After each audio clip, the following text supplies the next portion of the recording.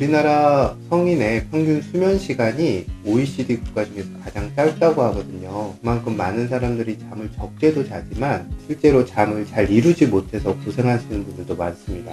예를 들면 저희 환자분들 보면 자려고 누웠는데 정신이 말똥말똥해서 잠이 잘 안 온다던가, 아니면 일단 잠은 들었는데 한 두세 시간 되면 깨고 또 두세 시간 자고 깨고 이렇게 잠이 조각나는 경우도 있고요. 또 한번 자다 깼는데 뭔가 다시 잠을 이루기가 너무 힘든 분들도 많아서 다음날 자고 일어나면 뭔가 잘 잔 느낌이 없고 개운치도 않고 몸이 찌뿌둥하고 힘들다는 분들이 많이 계세요. 그래서 이런 분들이 또 다음날 생활을 해야 되니까 너무 잠을 잘 못 이루는 경우에는 수면 유도제를 처방받는 분들도 계시고, 때로는 그 수면에 효과가 있다는 어떤 건강기능식품 이런 것들을 복용하시는 분들도 많습니다. 그런데 이런 환자분들을 보다 보면 환자분들이 너무나 밤에 잠을 자야 된다는 어떤 강박이 있는 것도 같아요. 우리가 잠을 잔다는 일은 노력해서 얻는 어떤 결과가 아니라 사람이 낮 동안 생활을 잘 했으면 밤에 잠을 자는 것은 아주 자연스러운 현상이거든요. 그런데 이것이 잘 이루어지지 않으니까 어떻게든 잠을 자려고 애쓰다 보고 또 잠이 안 온다는 것 자체가 스트레스가 돼서 또 다시 불면을 가져오는 그런 경우들을 자주 보게 됩니다. 그런데 우리가 잠이라는 걸 생각할 때 우리는 정신적인 스트레스 이거에 의해서만 불면이 일어난다고 보지만, 실제로는 우리가 연애를 할 때를 생각해보면 사람이 너무 기뻐도 잠이 잘 오지 않고 또 너무 슬퍼도 잠이 잘 오지 않고 몸이 어딘가 아파도 잠이 오지 않고 또 소화가 잘 되지 않아도 잠이 오지 않습니다. 즉, 내 몸에 마음에 뭔가 불편함이 있으면 이것은 불면을 일으킬 수 있는 원인이 되거든요. 그래서 환자분들이 너무 못 자서 힘들다, 일상생활이 힘들다 하는 경우는 단기간적으로는 어떤 약물의 도움을 받을 수도 있겠지만, 그게 반복되고 장기화된다면 무엇이 내 좋은 수면을 방해하는가, 그것을 찾아서 그 문제를 해결하는 것이 오히려 더 효과적인 방법입니다. 그리고 이 해결을 할 때 밤에 잠을 못 자는 그 이유는 바로 내 낮의 생활에 있다는 것을 잊지 마셔야 돼요. 밤이 돼서 잠 못 이루는 거에만 초점을 두지 마시고 낮에 내 생활에서 뭔가 불편함이 있다면 그것을 먼저 해결하는 방식으로 접근하셔야 됩니다.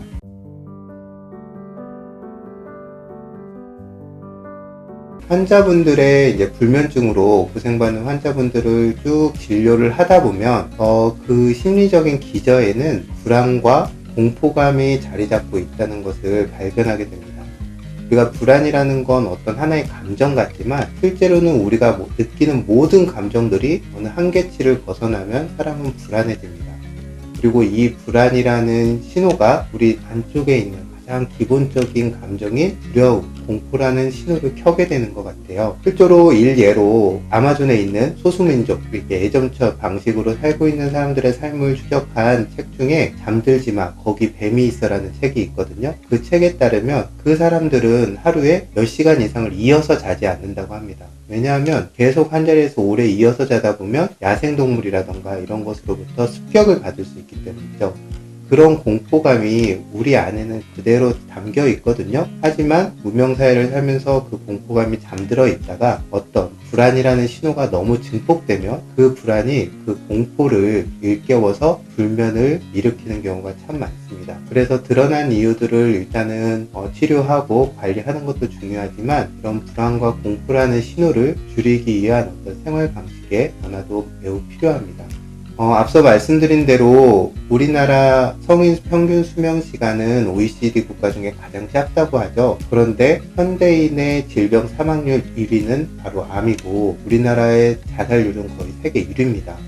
이런 걸 보면 어쩌면 적게 자는 수면 시간이 부족한 거, 그리고 잠을 잘 이루지 못하는 우리의 삶이 이런 암이라든가 이런 자살과 같은 사회적인 그리고 건강의 문제를 일으킨다고도 생각이 됩니다. 따라서 잠을 잘 자는 것은 매우 건강에 중요하고, 이 수면을 잘 취하기 위해서는 낮 동안의 생활에서의 불편감을 찾아서 그것을 해결하는 것부터 시작해야 됩니다.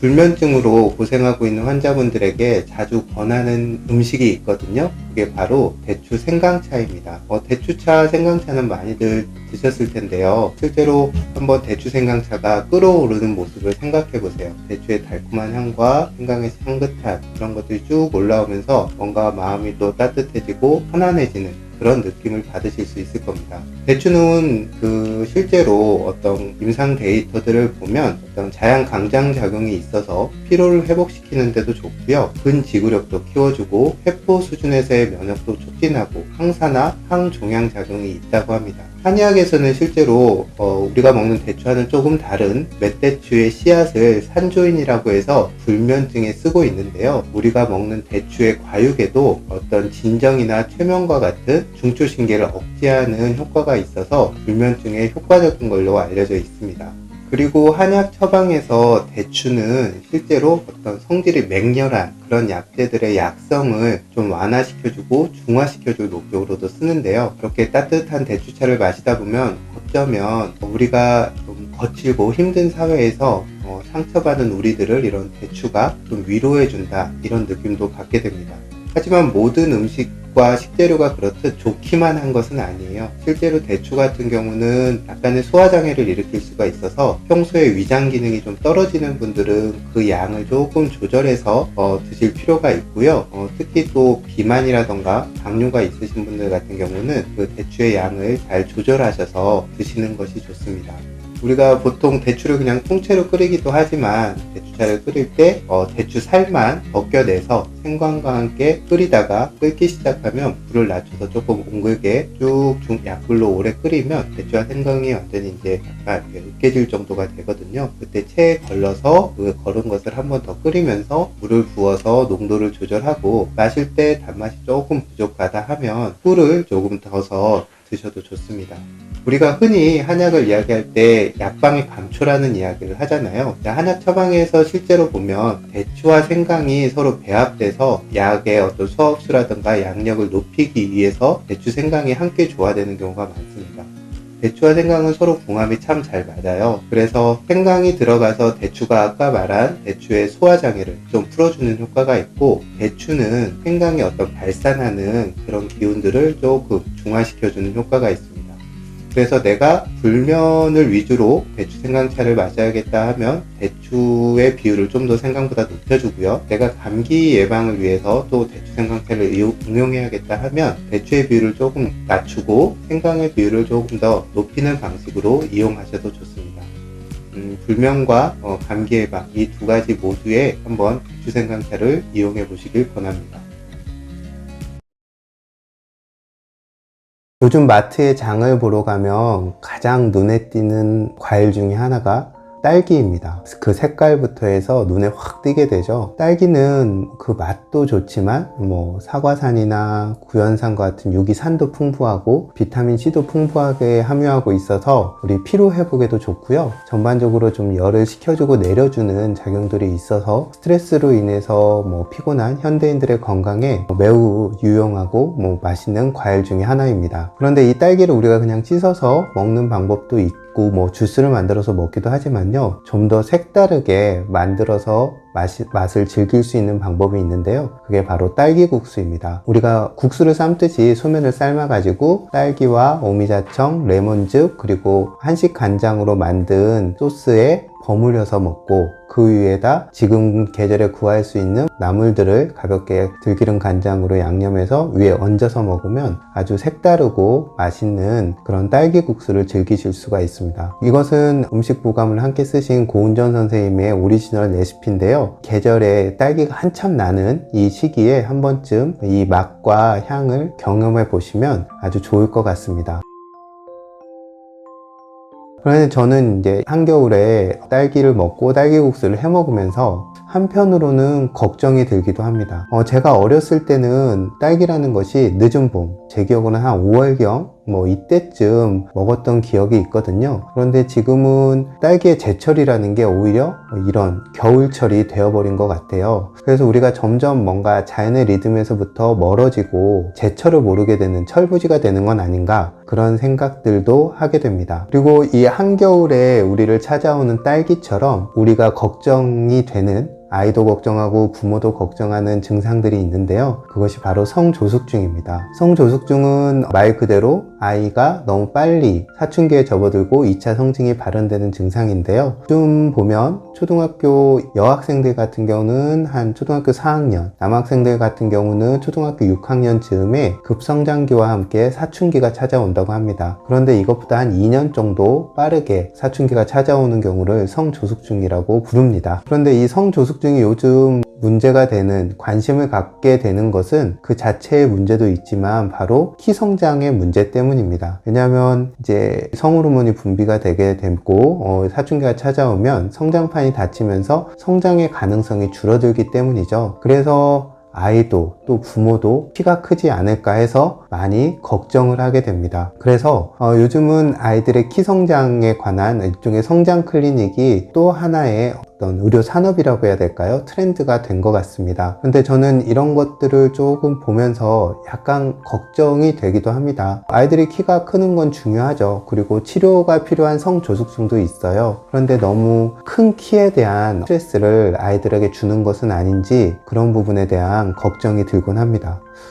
처럼 특히 여자아이들의 초경 연령이 빨라진 것은 산업화에 따른 환경과 우리 식생활의 변화가 영향을 준다는 학자들의 연구가 많습니다. 특히 이제 화학물질 같은 경우 우리가 2차 대전 이후 급격한 산업화를 거치면서 새로 생성된 화학물질이 2만 종이 넘는다고 하거든요. 그러니까 인공적으로 합성된 화학물질이 새로운 화학물질이 2만여 종이 만들어진 거죠. 아마 지금도 만들어지고 있을 거고요. 근데 이 화학물질이 문제가 되는 건 뭐냐면 우리는 아직 이런 화학물질들을 충분히 처리할 만큼 우리 몸의 상태가 진화하지 않았다는 겁니다. 그래서 이런 화학물질이 우리 몸속에 들어오면 마치 호르몬처럼 작용하기도 하고 염증을 일으키는 물질로도 작용하게 되는데요. 아이들 같은 경우는 장기의 기능도 미숙하고 또 체중도 적기 때문에 이런 화학물질들에 더 쉽게 영향을 받게 됩니다. 이런 화학물질들 중에 우리 몸에 들어와서 여성 호르몬처럼 작용하는 환경 호르몬이 우리 아이들의 성조숙증을 유발하는 큰 원인으로 주목받고 있습니다. 따라서 아이들의 성조숙증이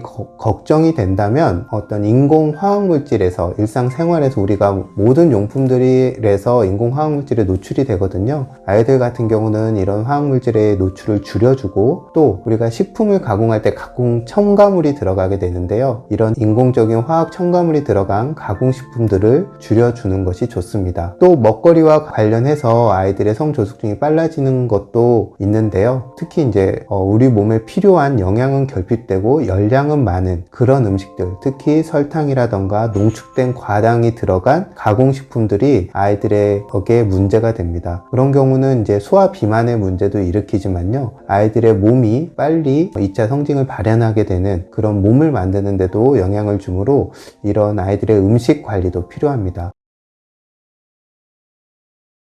또 몸에 들어오는 음식과 함께 아이들의 마음에 들어오는 정보도 중요합니다. 요즘 보면 아이들에게 너무 빨리 어른이 되기를, 빨리 자라기를 바라는 그런 어떤 시대적인 분위기가 있는 것 같아요. 이런 것을 가장 많이 발현하고 있는 게 저는 선행학습이라는 말이라고 생각합니다. 선행학습이 뭔가요? 아이가 몇 년 후에 배워야 될 것을 미리 배우는 거잖아요. 그럼 아이의 뇌는 어떻게 생각할까요? 이런 정보들에 계속 익숙해지면서 나는 이미 더 많이 나이를 먹은 사람이 되었구나 라는 그런 인식을 갖게 되겠죠. 이런 선행학습뿐만 아니라 아이들이 빨리 어른처럼 자라게 되기를 바라는, 또 어른과 같은 것을 경험하게 되는 이런 정보들이 아이들의 마음에서부터 또 뇌에서 빨리 어른이 되었다는 신호를 만들어낸다고 생각합니다. 제가 얼마 전에 이제 아이에게 딸기 국수를 해줬어요. 딸기 국수를 먹으면서 그걸 먹는 아이를 보면서 아이가 저만큼 자랐구나 라는 대견함도 들었지만은 아이가 너무 빨리 어른이 되는 건 아닌가 라는 그런 걱정도 들었습니다. 우리가 철이 아닌 봄에 즐겼던 딸기를 이 한겨울에 즐기는 것을 또한 마찬가지라고 생각이 들어요. 딸기국수의 맛은 참 좋고 맛있고 좋지만 이렇게 우리가 제철을 잃어가는 것이 아닌가라는 걱정도 함께 했습니다. 그래서 만약에 아이들의 성조숙증이 걱정이 된다면 정말 제철 음식, 신선한 건강한 제철 음식 중심의 집밥을 해주는 거, 그리고 아이들이 좀 더 몸을 움직여서 운동도 하고 놀 수 있는 시간을 만들어주는 거, 그리고 무엇보다 키가 작다는 것은 남과 다른 거지 그것이 너의 단점이 아니라고 말해줄 수 있는 어른들의 이런 태도가 필요하다고 생각합니다. 상담을 하다 보면 주로 여성 환자분들인데요. 환자분들께서 아주 작은 목소리로 이렇게 말씀하시는 경우들이 있어요. 병원에 가면 방광염도 아닌데 소변이 너무 자주 마렵고 소변이 마렵기 시작하면 참을 수가 없어서 너무 괴롭다, 이렇게 말씀하시는 분들도 있고, 잘 지내다가 차 타고 어디 가려고만 하면 갑자기 소변이 마려워서 참을 수가 없어서 화장실에 가야 된다, 이런 말씀들을 하시거든요. 그래서 병원에 가면 뭐 방광염도 아니라고 하고, 또 나이가 들면서 생기는 어떤 노화에 따른 방광 기능 저하도 아닌데 소변이 너무 자주 마렵고, 또 일단 소변이 마렵기 시작하면 그것을 참기가 너무 힘들어서 고통받는 분들이 꽤 있습니다. 그리고 이게 이제 소변에 관한 부분이다 보니까 이렇게 대놓고 남들에게 잘 말하지 못하고 속으로 끙끙 앓는 분도 있어요. 이런 분들이 이제 요즘 병원에 가면 과민성 방광이라는 진단을 받게 됩니다. 말 그대로 방광이 너무 과민해졌다, 예민해졌다는 말인데요. 그래서 어떤 수분 섭취를 제한을 받거나 아니면 이렇게 방광의 수축 이완 훈련을 하거나 또는 방광의 기능을 조절하는 약물을 처방받기도 합니다. 그런데 제가 과민성 방광을 가진 환자분들을 진료하면서 드는 생각은, 환자분들이 너무 그 방광 기능 그리고 소변 이 자체에만 초점을 둬서 접근하는 것 같아요. 그래서 저는 이 환자분들을 치료할 때 과민성과 방광이라는 이 두 가지로 나누어서 구분해서 치료하면 좋은 결과를 얻은 경우가 많았습니다. 과민하다는 것은 무슨 말인가요? 우리가 필요 없는 너무 작은 자극들에도 다 일일이 반응한다는 말이거든요. 어떻게 보면 우리가 현대인들이 많이 겪는 알레르기 질환도 일종의 과민한 반응인 경우들이 많습니다. 작은 어떤 자극원이 들어왔을 때는 우리 몸이 그것을 너그럽게 관용을 베풀어야 되는데 그거에도 일일이 하나하나 다 반응하게 되는 게 알레르기 반응이잖아요. 과민성도 적당한 양의 소변이 차야 소변이 마렵다는 신호를 보내는 게 맞는데, 적은 양의 소변에도 또는 어떤 외부의 자극에도 쉽게 소변을 봐야겠다는 그런 생각이, 느낌이 드는 상황이 과민성인 거죠. 그래서 이런 경우는 저는 환자분들을 볼 때 우리가 흔히 말하는 자율신경계의 균형을 회복하는 것을 기본 베이스로 삼을 때 어떤 치료의 경과들이 좋았습니다. 즉, 방광이 예민해진 게 아니라 내 스스로가 전체적으로 예민해진 게 먼저였던 거죠. 내가 이미 많이 예민해지고 과민해졌고 긴장이 많았기 때문에 방광도 그렇게 됐다고 봐야 됩니다. 그리고 이제 과민성 더하기 방광이라고 했잖아요. 이제 방광의 상태를 한번 봐야 합니다. 방광은 어디에 있나요? 우리 몸통에서 가장 아랫부분에 위치하고 있거든요. 여성분들 같은 경우는 방광과 자궁과 직장이 거의 동일한 선상에 놓여 있습니다. 그래서 실제로 과민성 방광으로 고생하시는 환자분들 같은 경우 자궁에 문제가 있거나 배변의 문제로 좀 고통받는 경우도 많았습니다. 왜냐하면 가장 몸통에서 아랫부분이라는 그 공간으로의 순환이 잘 되지 않기 때문에 그 장기가 제대로 된 기능을 하지 못하는 경우가 많습니다. 그래서 모든 장기들은 그 부분으로의 어떤 순환들, 혈액순환도 마찬가지일 것이고 어떤 내부의 압력의 이동도 잘 이루어져야 하기 때문에 그런 부분들을 개선시켜야 과민성 방광 증상이 좋아진 경우가 많았습니다. 한의학적으로는 이제 침이나 뜸 또 약물을 통해서 그런 흐름들을 조정해 주게 되는 거죠. 이와 함께 특히 이제 요즘 여성들 같은 경우 또 현대인들이 어떤 스트레스로 인한 신경계의 긴장, 그리고 운동 부족, 오래 앉아 있는 습관, 그리고 얕은 호흡, 이런 것들 때문에 방광이 위치하고 있는 그 부분까지 순환이 잘 안 되게 되거든요. 그래서 이런 부분들을 개선하기 위해서 약간 적극적으로 이완하면서 호흡하는 연습이랄지 기본적인 유산소 운동, 이런 부분들을 같이 병행을 했을 때 재발도 방지하고 치료의 예후도 좋습니다.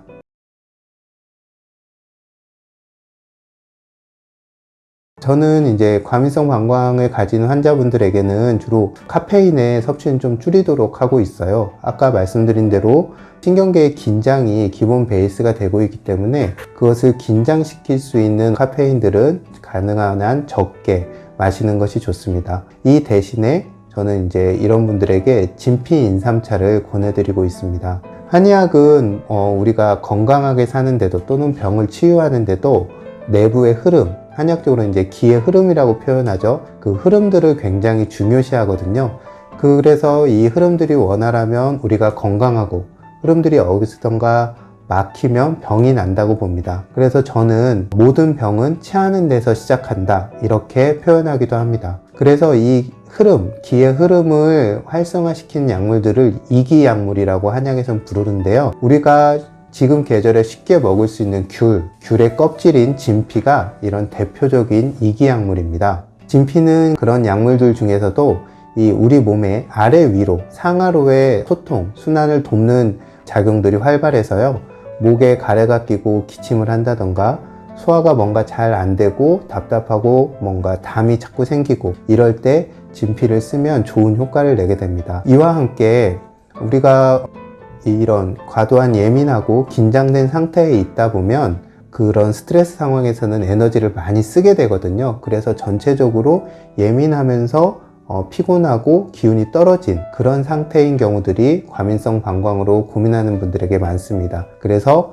인삼을 같이 이용해서 이런 부족해진 기운을 보충해주고, 여기에 꿀을 살짝 더해서 너무 긴장으로 예민해진 몸을 조금, 몸과 마음을 편안하게 누겨주게 됩니다. 진피 인삼차는 만드는 게 어렵지 않아요. 진피 귤 껍질을 잔류농약 문제가 있으니까 깨끗하게 씻어 가지고 가늘게 채를 썰고, 그 다음에 인삼도 수삼이죠. 가늘게 채를 썰어서 같이 꿀에 재워 두었다가 잘 보관해서 필요할 때 차로 즐기면 좋을 것 같습니다. 잦은 소변, 그 중에서도 과민한 방광의 문제로 고생하고 있는 여성분들이라면 카페인 음료 대신 진피 인삼차를 만들어서 두고 즐기시면 도움이 될 거라고 생각합니다. 이제 절기로 소환과 대안이 지났고요. 이제 곧 입춘, 그 다음에 우수, 경칩으로 이어지는 봄의 느낌이 나는 절기들이 찾아오게 됩니다. 절기라는 것이 태양을 기준으로 만든 거기 때문에 우리가 체감하는 계절의 감각보다는 훨씬 앞서가는 경향들이 있어요. 그래서 입춘이 되면 아마 곧 입춘이 올 텐데요. 집마다 예전부터 입춘대길, 건양다경이라고 해서 입춘첩을 써서 붙였습니다. 이건 추운 겨울을 오래 나면서 사람들이 거기서 움츠려듣던 몸과 마음을 이렇게 봄을 미리 맞이하는 마음으로 이렇게 새롭게 하는 그런 의미가 있지 않았을까 생각이 듭니다. 지금도 그렇지만 올 겨울에는 환자분들을 보면 감기나 독감으로 유난히 오래 고생하시는 분들이 많았습니다. 감기의 증상, 독감의 증상도 예전보다 좀 너무 힘들다 하셨던 분들도 많고요. 그 급성기가 지나고 나서의 후유증이 너무 오래 지속돼서 고생하시는 분들이 좀 많았습니다. 그래서 저는 우리가 코로나 한 3년 정도의 시절을 겪으면서 바이러스들은 좀 더 진화해서 감염력이라든가 독성이 증가했고 우리의 면역력은 좀 약해진 것이 아닌가 라는 생각을 하곤 합니다. 그래서 우리가 겨울에 충분히 쉬지 못하고 뭔가 과로를 한 분이라든가 앞선 예처럼 겨울에 독감이나 감기로 오래 고생했던 분들 같은 경우는 봄으로 넘어가는 환절기가 되면 좀 더 건강에 문제가 생기기 쉽습니다. 왜냐하면 계절이 변하는 환절기에는 우리 몸이 새로운 환경에 적응을 하는 과정에서 에너지를 많이 쓰게 되고 에너지가 필요한데요. 겨울 동안 그것을 축적하지 못하고 충전하지 못하고 봄을 맞게 되면 이런 계절 변화에 잘 적응하지 못하고 힘들어지는 겁니다. 역시 이런 환절기 때 면역력이 떨어지고 에너지가 부족했을 때 가장 쉽게 걸리는 질환이 바로 감기입니다. 감기는 건강의 신호등이라고 표현하기도 하는데요. 일반 건강한 성인들도 1년에 한두 번 정도 가볍게 며칠 정도 앓고 가는 것은 정상적인 반응입니다. 하지만 이것보다 더 자주 감기에 걸린다던가 감기에 한 번 걸려면 그것이 오래 가고 또 후유증이 오래 간다던가 때로는 기관지염이나 폐렴으로 진행한 경우도 있는데요. 이런 만약에 감기의 양상을 보인다면 내 몸이 면역력이 떨어졌구나 라고 생각하실 수 있을 겁니다. 이런 감기에 걸리는 것 외에도 너무 만성적으로 무기력하고 피곤하고 피로가 가시지 않고 입맛도 없고 염증이 생겼는데 자꾸 염증이 낫지 않고 상처가 났는데도 시간이 오래 걸리는 증상들이 있다거나 아니면 알러지 비염처럼 알레르기 질환이 잘 생긴다거나 아니면 장염이라던가 방광염 이런 증상들이 자주 생긴다면 이런 경우는 내 몸에 면역력이 떨어졌구나 라고 생각해도 좋을 것 같습니다. 그래서 환자분들이 이제 이런 몸 상태가 되면 저에게 와서 물으세요. 뭘 먹으면 면역력에 좋은가요? 라고 질문을 하십니다. 많은 정보들이 면역력에 좋은 것들이 뭐뭐라고 이야기를 하지만 저는 막상 환자분들의 그런 질문을 받으면 쉽게 선뜻 대답을 잘 하지 못합니다. 왜냐하면 환자마다 그 면역력이 약해진, 떨어진 이유가 각자 다르기 때문이죠. 어떤 사람은 제대로 못 먹어서 면역력이 떨어질 수도 있고, 어떤 사람은 운동을 너무 안 해서, 또 어떤 사람은 잠을 제대로 못 자서 면역력이 떨어지는 경우들이 많습니다. 그래서 각자의 상황을 이렇게 들어보고 그거에 맞는 대답을 해주면서도 공통적으로 말씀드리는 게 있어요. 특히 환절기처럼 우리 몸이 어떤 계절 변화에 적응하면서 자연스럽게 에너지나 면역력이 좀 저하되기 쉬운 계절에는 소화되기가 좀 더 쉬운 음식을 먹는 게 좋습니다. 왜냐하면 우리가 소화를 시킨다는 것 자체도 어떤 에너지를 소모하는 일이거든요. 그래서 제철 음식 중심의 소화가 되기 쉬운 음식들을 먹기를 권하고요. 봄에 새로 나는 나물이나 새순 같은 것을 좀 더 적극적으로 먹을 걸 권합니다. 특히 요즘에는 뭐 냉이 달래 이런 것도 나오고 좀 더 지나면 향이 좋은 순이나 나물들이 나오기 시작할 거예요. 이런 것들을 좀 더 적극적으로 먹으면 좋습니다. 그리고 이와 함께 평소보다는 잠을 조금 더 자는 것이 좋고요. 그 다음에 낮에 햇볕을 쬐면서 꼭 일정 시간 움직이실 것을 권하는 편입니다. 이런 일반적인 상황들을 지키면서도 제가 이 즈음에 환자분들에게 환절기에 잘 적응하기 위해서 권하는 음식이 바로 고로쇠 물밥입니다. 고로쇠는 단풍나무과의 다년생 나무거든요. 우리가 옛날부터 경칩쯤, 입춘에서 이제 좀 더 지난 경칩쯤 해서 이 고로쇠 나무의 수액을 받아서 먹는 풍습이 있었습니다. 고로쇠 나무의 수액에는 우리가 마그네슘이나 칼슘처럼 우리 몸에 필요한 미네랄도 많고요. 또 나트륨 배출을 돕는 칼륨도 많습니다. 특히 이런 전해질들 같은 경우에는 뼈에도 이루어서 고로쇠나무 수액을 골리수, 뼈에 이로운 나무라고 부르기도 합니다. 또한 이와 함께 그 고로쇠나무 수액을 먹어보신 분들은 알겠지만 그 맛이 달거든요. 우리 몸에 에너지를 만드는데 필요한 당분도 충분히 함유하고 있어서 환절기 우리가 겨울에서 봄으로 넘어갈 때 한 번쯤 즐기고 먹고 경험하면 좋은 식재료입니다. 옛사람들 같은 경우는 특히나 겨울을 나는 동안 아무래도 신체 활동이 많이 줄어들고 염장식품을 많이 먹었을 거예요. 이럴 때 고로쇠나무 수액들을 통해서 어떤 전해질 균형도 회복하고 그 다음에 내 몸의 활동에 필요한 에너지도 공급할 수 있었기 때문에 유용했을 겁니다. 현대인들도 옛사람들 같지는 않지만 그 시기라던가 활동량이 겨울이란 계절에 문제가 생기기 쉽기 때문에 봄으로 넘어갈 때 한 번쯤 고로쇠 수액으로 밥을 지어서 한번 먹어보길 권합니다. 하지만 이제 우리가 주의할 것도 있어요. 고로쇠나무 수액이라는 것은 어떻게 보면 인간에게 피가 있듯이 그 나무에게는 피와 같은 존재거든요. 그래서 너무 무분별하게 채취하지 말고 나무도 살고 사람도 건강할 수 있는 그런 수준에서 적절하게 균형 잡힌 채취를 하면 좋겠습니다. 이렇게 고로쇠 물로 밥을 짓고 그 다음에 한국인의 소울푸드죠. 된장찌개를 한번 곁들여서 올 봄으로 넘어가는 이 계절에 한 번쯤 먹어보길 권합니다. 특별하지도 않고 아주 값비싼 재료도 아니지만 이 평범하고 든든한 그리고 편안한 그런 맛을 느끼실 수 있을 겁니다. 우리가 겨울에서 봄으로 넘어가는 계절에 고로쇠 물밥을 짓고 된장찌개를 끓이는 것은 어떻게 보면 내 몸과 마음에 주는 입춘첩이라고 생각합니다. 몸과 마음이 편안해지고 든든해지면 면역력은 저절로 함께 따라올 겁니다.